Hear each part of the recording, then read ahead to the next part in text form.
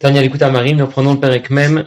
Nous sommes à la page Nuna Hamoud Bet, 6 lignes par le bas, la page 110, Vine Av Ditrilou.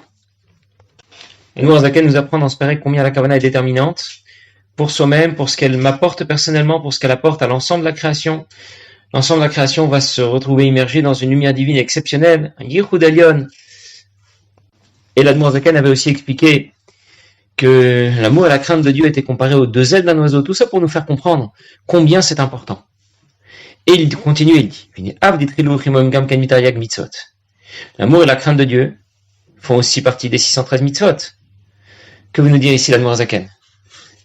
Il veut nous poser une question. Le Zohar a comparé l'amour et la crainte de Dieu à des ailes.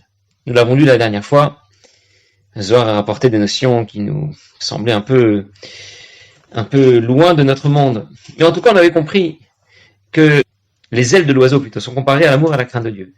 Là où la pratique de Torah et Mitzvot sont comparées au corps de l'oiseau. Pourtant, c'est la question que pose ici l'Admor Azaken, même s'il la pose pas sous forme de question. L'amour et la crainte de Dieu, ce sont aussi des mitzvot en soi. C'est marqué, Ve'afta et Hashem lokecha, tu aimeras Hashem ton Dieu. Le'yira oto, pour le craindre. Torah et mitzvot, il y a 613 mitzvot. Parmi les 613 mitzvot, je trouve bien la mitzvah d'aimer et de craindre Dieu. Donc, on n'aurait pas dû comparer l'amour et la crainte de Dieu aux ailes de l'oiseau.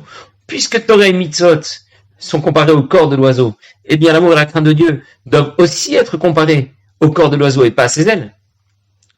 Alors, l'Admor Azaken va nous expliquer, je vous le dis déjà et après on va le lire dans les mots, que ces deux mitzvot sont en vérité très particulières, l'amour et la crainte de Dieu. Ce sont des mitzvot, mais elles sont comparées aux ailes parce que l'amour et la crainte de Dieu ne sont pas en soi un objectif. Je n'aime pas Dieu pour l'aimer. Je l'aime pour lui obéir avec amour. C'est pour la suite qui vient. Je vous donne un exemple. Quand je mets des tefilines, je les mets pour les mettre. Point. Il n'y a pas une suite derrière. Je les mets pas pour autre chose. Il m'a demandé de les mettre. Je les ai mis. C'est fait. Et j'ai terminé.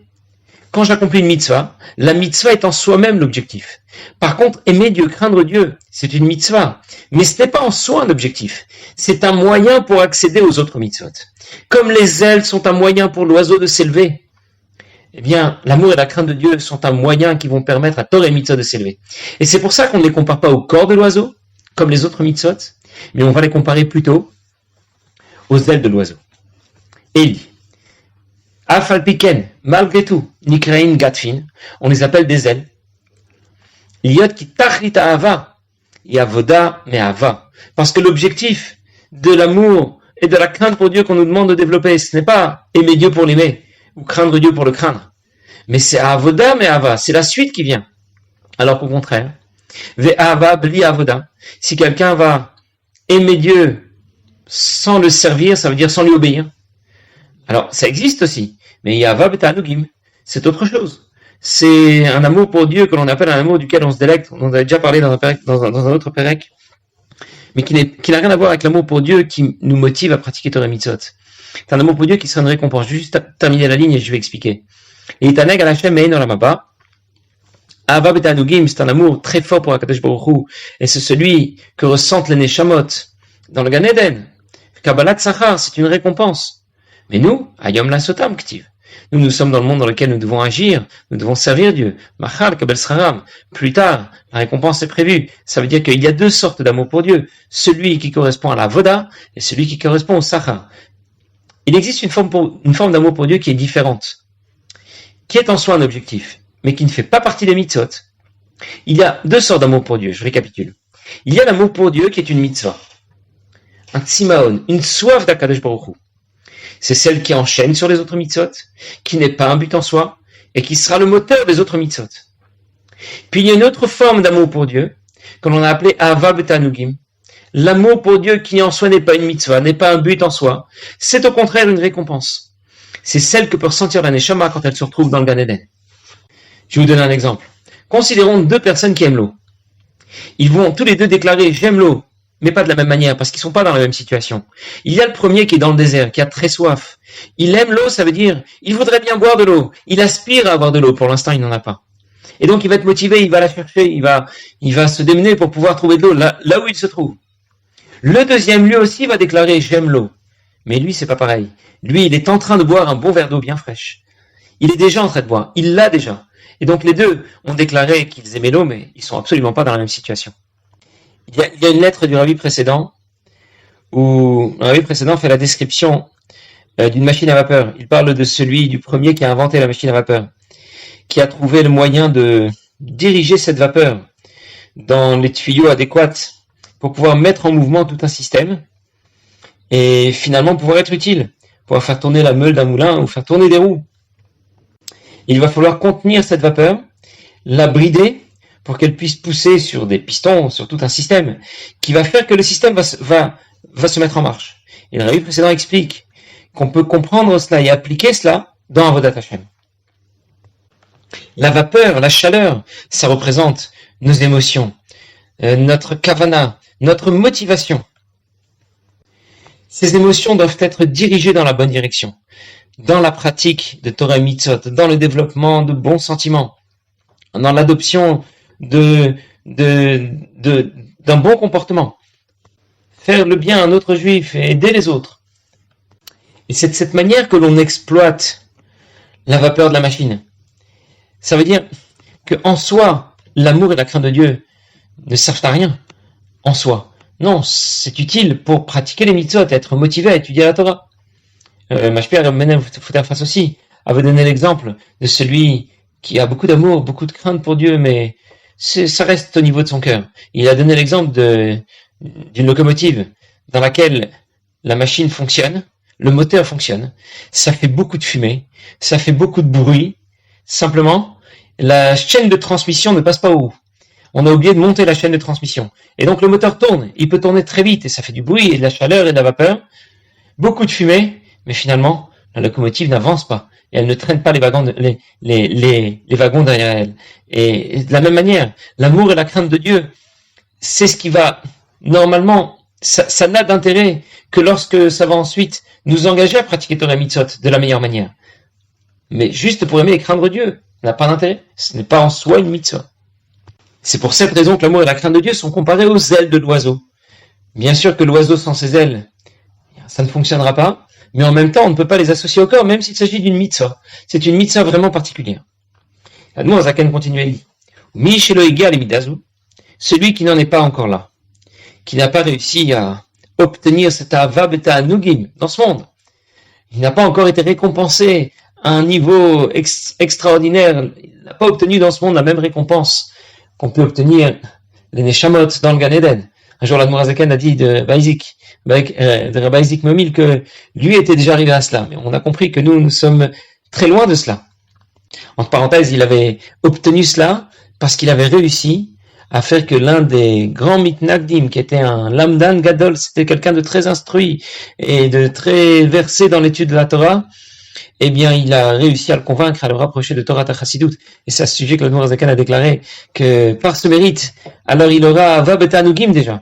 Ça veut dire que Ava Betanugim, c'est un amour pour Dieu qui nous vient comme une récompense. Et c'est pas celui dont nous parlons. L'amour dont nous parlons, l'amour et la crainte de Dieu dont nous parlons, c'est celle qui au contraire va nous motiver à pratiquer Torah Mitzvot. C'est une mitzvah parce qu'elle nous amène à pratiquer Torah Mitzvot. Mais l'Admor Hazaken nous dit, Michel le Gal Midazo, celui qui n'en est pas là. Litom en olamaba, el adain nafshuka utsam al Hashem. Et donc, il n'est pas encore en mesure d'être sous cet amour dont profitent les Neshamot dans le Gan Eden. Lui, il a encore soif d'Akadosh Baruch Hu. Vechalta elav kol hayom. Il aspire à Akadosh Baruch Hu, mais il n'y est pas encore. Venem aravet simono b'matorah shel fanav. Il a soif d'Akadosh Baruch Hu, mais il n'étanche pas sa soif. Comment? Avec l'eau. L'eau, quand on a soif, on boit de l'eau. Et nous avions déjà rapporté L'Admor Zaken nous avait déjà expliqué que la Torah était comparée à de l'eau qui descend d'un endroit très haut, du haut de la montagne jusqu'en bas. Donc il a très soif, mais il ne boit pas de l'eau. Il a très soif, je vais le dire tout de suite, de Dieu, et il n'étudie pas la Torah. C'est comme quelqu'un qui se tiendrait au bord d'un fleuve et qui serait en train de crier « J'ai soif, je veux de l'eau ». On lui dit « Mais tu n'as qu'à te baisser, boire de l'eau ». Ça veut dire que celui qui n'est pas arrivé à cette forme d'amour pour Dieu, celle dont se délectent les Neshamot dans le Gan Eden, pour l'instant, il a soif de Dieu, il aspire à Dieu, mais il n'étanche pas sa soif de Dieu avec Torah Mitzvot. C'est comme s'il était au bord d'un fleuve et qu'il disait, qu'il était en train de crier « J'ai soif, je voudrais de l'eau ». Comme la Navi, comme le Navi, Ishaïa se plaint de Bnei Israël, il dit « Oy kol tzamei lechu lamayim » tout celui qui a soif, qu'il aille boire de l'eau. Les Pshuto et no Mouvan. Le pshat n'est pas compréhensible. C'est quoi le pshat dans ce pasouk? Oi kol tzame. Moi, j'ai déjà donné l'explication selon l'Admour Azaken. J'ai tout de suite introduite quand je viens de l'expliquer tout à l'heure, il y a quelques instants. Mais dans le pshat, oi kol tzame, ça veut dire, celui qui a soif de Torah, pas de Dieu, celui qui a soif de Torah, allez étudier la Torah. Et là, l'Admour Azaken nous dit, ne mouvan, on ne comprend pas. C'est évident. Je n'ai pas besoin de Ishaïa ou un avis pour me dire que lorsque j'ai soif de Torah, eh bien, je dois aller étudier la Torah. Celui qui a soif, qui veut étudier, pshita sheyil mod matzmo, évidemment qu'il va l'étudier. Il a très envie d'étudier, évidemment qu'il va l'étudier. Pourquoi le Navi a besoin de crier, Hoi, quel malheur? Comme on l'expliquera encore ailleurs. Ça veut dire que le Pérouge de l'Admorazaken, c'est de dire que celui qui a soif de Dieu, pas de la Torah, celui qui a soif de Dieu, eh bien qu'il étudie la Torah. Il étanchera sa soif de Dieu lorsqu'il va apprendre la Torah. Parfois, ce désir d'apprendre la Torah est un désir qui est si fort, comme on raconte au sujet de l'amour à Imtsaï, qui était parti quelques jours à la ville de Shklov, et ça l'avait beaucoup dérangé. Il devait se rendre dans cette ville, mais ça l'avait beaucoup dérangé parce que du coup, il n'avait pas pu étudier la Torah comme il l'aurait voulu. Et lorsqu'il est rentré chez lui. Et bien que sur la route, tout ne s'est pas passé exactement comme on l'aurait souhaité. Il y a un des chevaux qui est mort et il a décidé de ne pas le faire. Il a demandé qu'on ne le remplace pas, qu'on continue à avancer, qu'on ne perd pas de temps. Il faisait froid et on était en plein hiver. Il est rentré chez lui à la maison et il n'a pas pris le temps de se réchauffer, de se mettre un peu à l'aise avant de pouvoir commencer à étudier. Dès qu'il est arrivé, il était encore en manteau. Il n'avait pas enlevé son manteau. Il a tiré une Gemara de la bibliothèque. Il a commencé à étudier. Et il avait tellement soif d'étudier, ça lui avait tellement manqué qu'il a continué à étudier toute la nuit. Le Melamed qui était alors dans la maison d'Admour Azaken raconte que lorsqu'il a vu l'Admour Emtsaï tirer le Sefer, tirer la Gemara de la bibliothèque, il a vu comment il tremblait, comme s'il venait de revoir son petit garçon qu'il n'avait pas vu depuis 20 ans. Et lorsque le Mashper Shmuel Greinam raconte cette histoire, il explique, voilà ce que c'est avoir soif de Torah. On raconte aussi qu'un jour le Tzemar Tzedek avait parlé avec Isaac Meomil, dont on vient de parler dans une histoire précédente. Il avait parlé très très tard dans la nuit. Et puis ils se sont quittés tous les deux. Et puis le Tzemar Tzedek a voulu voir que faisait ce soldat de l'Admour Azaken. Eh bien, Yitzhak Isaac Meomil, qu'est-ce qu'il va faire maintenant? Et il l'a vu rentrer chez lui et s'asseoir, prendre une Gemara et étudier debout. Comme un frère qui, depuis longtemps, n'avait pas encore étudié. Ou bien une autre fois, une histoire plus récente cette fois. Une histoire au sujet du Rabbi, où un jour à Simchat Torah, plutôt un soir à Simchat Torah, après que la kafot soit terminée. Et la kafot se terminait pas très loin de l'aube. Il y a deux bachorim qui ont voulu regarder ce qui se passait par la fenêtre. Qu'est-ce que le Rabbi va faire après la kafot, en attendant Shachrit. Et ils ont vu comment le Rabbi était assis. Il était en train d'étudier en se balançant doucement, assis devant son bureau. Et il apprenait la Gemara ou le Shulchan Aruch, comme si il ne venait pas maintenant de terminer une journée bien remplie, comme si le lendemain ne serait pas aussi une journée très bien remplie, comme s'il n'avait que ça à faire maintenant. Il n'avait qu'à étudier la Torah. Alors, je voudrais juste apporter une petite précision, parce que pour récapituler un petit peu tout ce que nous avons vu dans le Pérec, puisque nous l'avons terminé aujourd'hui, nous savons maintenant qu'à Maaseh ou Aïka, l'essentiel, c'est l'action. Dieu souhaite avoir dira betartonim, avoir une demeure dans ce monde, et nous devons donc pratiquer concrètement les mitzvot. Mais attention, maintenant que nous avons compris, les sentiments et la motivation qui accompagnent Torah et mitzvot vont lui donner une portée exceptionnelle, insoupçonnée. On n'aurait jamais imaginé la portée que pouvait avoir la Kavana si l'Admour Azaken ne nous l'avait pas expliqué. Alors, tout cela va poser un problème, parce que nous avons dit que il faut absolument avoir une kavana, mais d'abord, dans Maseret Barachot, on nous dit, l'olam yasakadam Torah mitzvot, afalpi shelo lishma, pitor shelo lishma balishma. Toujours on doit pratiquer Torah mitzvot, même si la kavana n'y est pas. Et que dit la Gemara dans Maseret Barachot, Daf Yud Zayin? Mitor shelo lishma balishma. Pour l'instant, il ne le fait pas avec la kavana adéquate, mais ça viendra. Tu n'as pas su développer l'amour et la crainte de Dieu que tu as reçu en héritage d'Avot par une réflexion basique.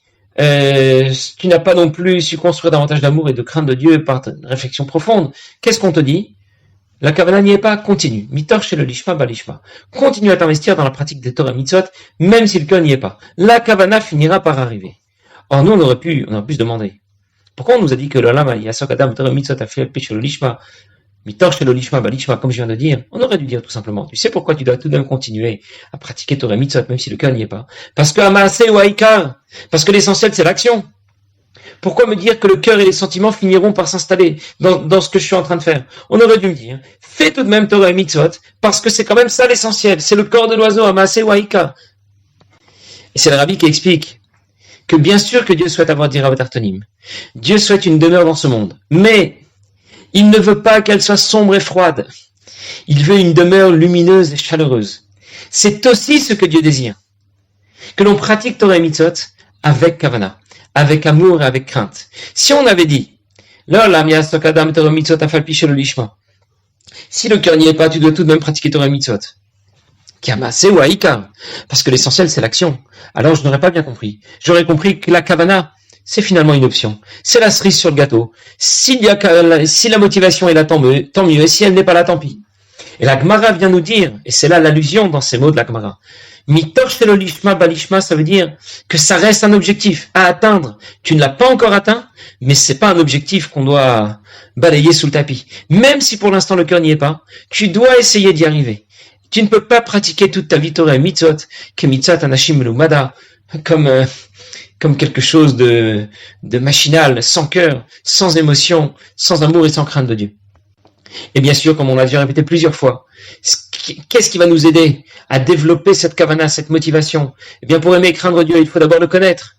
Et ensuite nous expliquer pourquoi l'aimer, pourquoi le craindre. Et c'est là tout l'objectif de la chassidoute. Pour cela, il faut abondamment, énormément apprendre la chassidoute, parce que de cette manière, elle nous apporte pas juste un plus, mais elle va nous amener, nous aider à développer cette kavana, à rafraîchir cette kavana. Pour ça, on répète chaque jour Kriyat Shema ve'ahavta. Chaque jour, on apprend la chassidoute. Pas comme quelqu'un qui apprend des informations. On n'apprend pas la chassidoute comme on apprend les mathématiques. Alors on sait que 2 et 2 ça fait 4. Et voilà le théorème de je ne sais quel mathématicien. Et j'ai des connaissances. On apprend la chassidoute pour la vivre, pour s'en pénétrer, pour ensuite pratiquer Torah Mitzvot avec plus d'amour et de crainte de Dieu. Bien. Verrons le Pérec le Malach la prochaine fois. Passez une bonne journée.